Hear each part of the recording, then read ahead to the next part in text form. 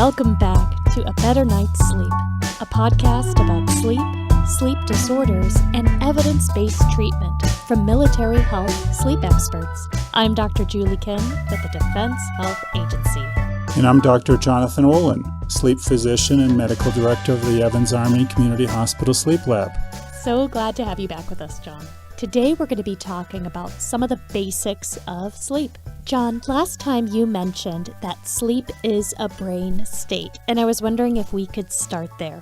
What exactly do you mean by sleep is a brain state? Well, brain obviously pretty complicated organ. That is true. There's one area of the brain called the SCN or suprachiasmatic nucleus that's actually a brain clock or a clock within a brain.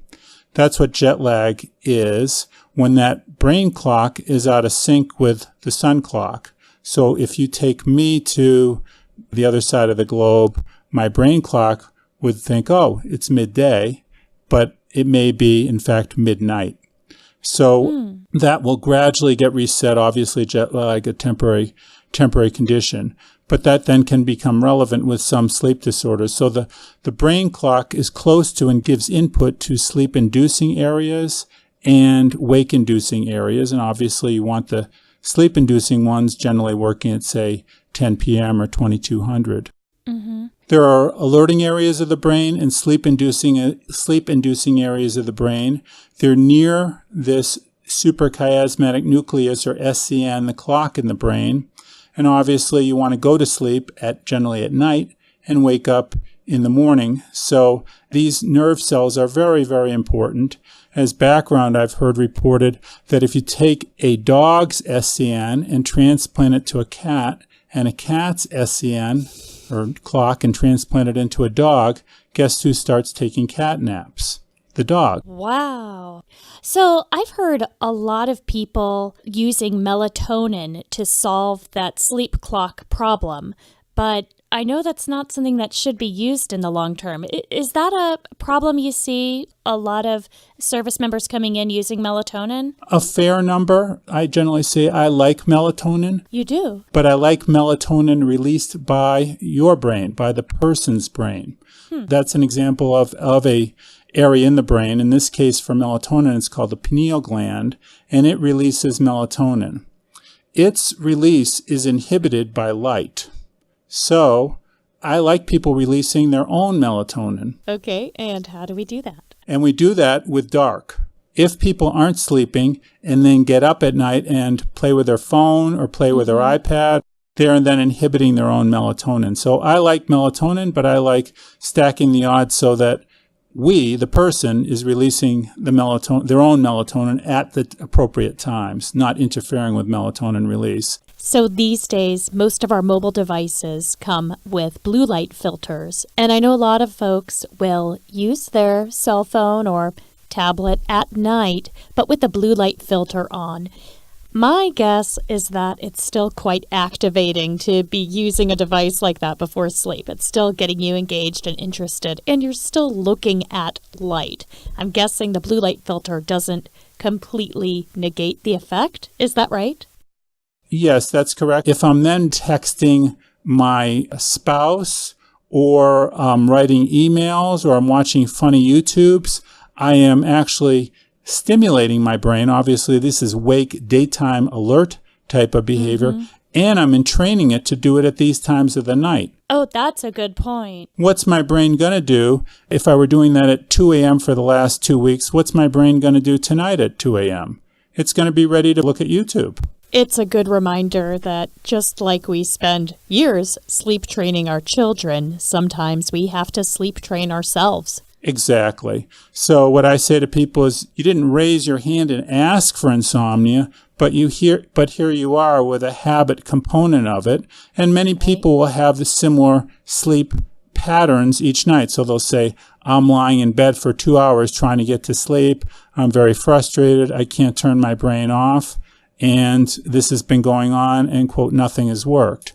With each successive week and month, they're further in training to do the same. So what advice would you give to a patient who has been using melatonin to go to sleep and has been using it for weeks or months?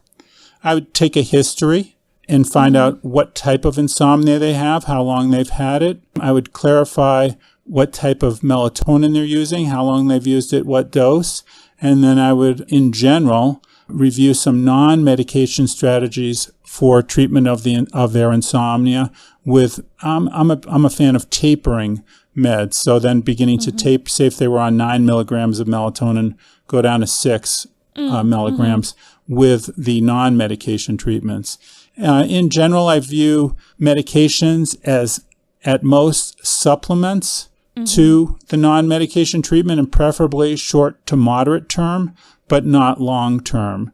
There is relatively little evidence that medications are useful for long-term treatment of large populations with long-term insomnia. Okay. It's not like an antidepressant where we can expect someone to stay on that medication feasibly for the next 10 years. Correct. So with antidepressants, there's data that people with multiple episodes of depression are more prone to future episodes of depression, and there's actually evidence that staying on an antidepressant can be useful, reducing severity and frequency of future episodes. With sleep medication, there is not that evidence. In fact, there's evidence to the contrary, that the non-medication treatments are overall better and more effective. And I'll say that in my experience and my review of the literature, sleep medications are not standalone treatments for longer-term insomnia. So then let's turn to some of the non-medication treatments we can use for insomnia. Sure, that's a great question. It's almost like we planned this out beforehand. The non-medication treatments for insomnia are generally referred to as cognitive behavioral therapy for insomnia, or CBTI. In my opinion, there are generally 4 components to that. One would be relaxation technique. This is a person in an organized way attempting, generally daily, for maybe 20 minutes, to do things to calm their brain. This usually involves at least 3 components or 3 major components: breathing in a relaxed manner, doing muscle relaxation, and then focusing on thinking in a relaxed manner, often with 5 senses, including imagery, being in a relaxing place, doing something relaxing, etc., and attempting to reduce intrusive thoughts.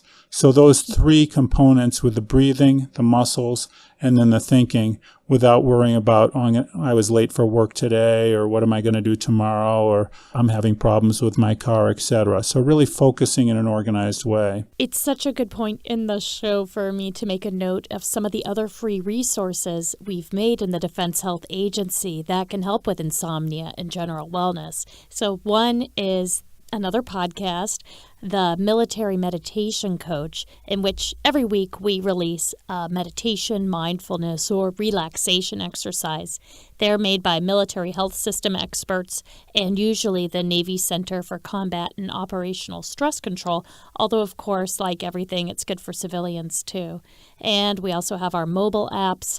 One that primarily is important is the CBTI Coach for Cognitive Behavioral Therapy for Insomnia. Also, Virtual Hope Box and Breathe to Relax help with diaphragmatic breathing. And we hear from our users, from our beneficiaries, that many folks are using these apps to help them get to sleep. So yes, I'd encourage people to take a look at that, both potential patients and clinicians.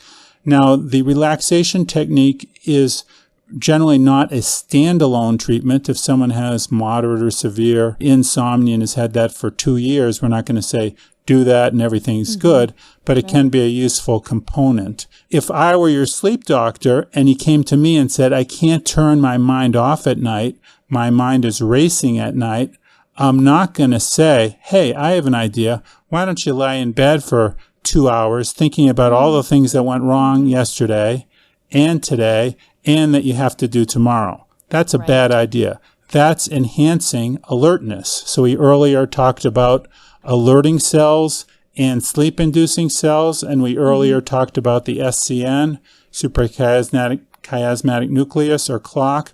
So with that, I'm further in training myself to then be alert at that time with that activity, with lying in bed.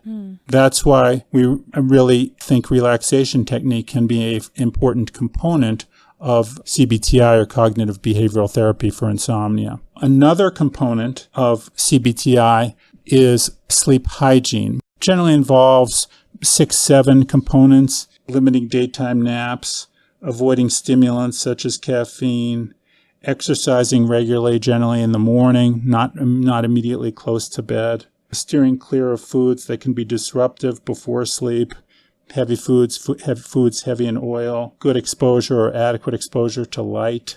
Again, light, frankly, resets or helps reset the clock, the SCN, suprachiasmatic nucleus, establishing a regular bedtime routine, and making sure that your sleep environment's pleasant, for example, cool, 60 to maybe 67 or 70 degrees, but not 93 and not 200 pounds of dog on your bed, for example. So sleep hygiene basically means good habits to promote sleep. Exactly. That's exactly right. And many people will do it, say they have insomnia for a year or two. They'll do it they'll do 1 or 2 components of it for a week or 5 days, not get better, and say, I tried it and it didn't work. Right. In my opinion, that's not, A, they may not have tried all of it, and B, they probably, or in that example, didn't try it for long enough. Well, it's like any major life change, like if you're changing the way you exercise and eat, that's something that's going to take a while until you see the benefit, and it needs to be a lifelong change. It can't just be something you do a few days on, a few days off if you want to see results. Exactly. So I view it as comparable to physical therapy. If I had a bad shoulder, you're going to, I think I may have said this in the first podcast, and you're my shoulder doctor, you're going to give me exercises to help with strengthening and stretching. I'm not going to do those for 2 days and notice significant benefit. If I've had 1 day of insomnia, yeah, you can, possibly give me a medication that's likely to work. But if I've had 6 months of insomnia, me reducing my caffeine in half for 2 days, that may not be standalone treatment. Probably not, depending on what else is going on. I know there's a couple more components of cognitive behavioral therapy for insomnia, CBTI. How about we continue the conversation next time? Great. Looking forward to that. Thank you so much for joining us today. A Better Night's Sleep is produced by the Defense Health Agency.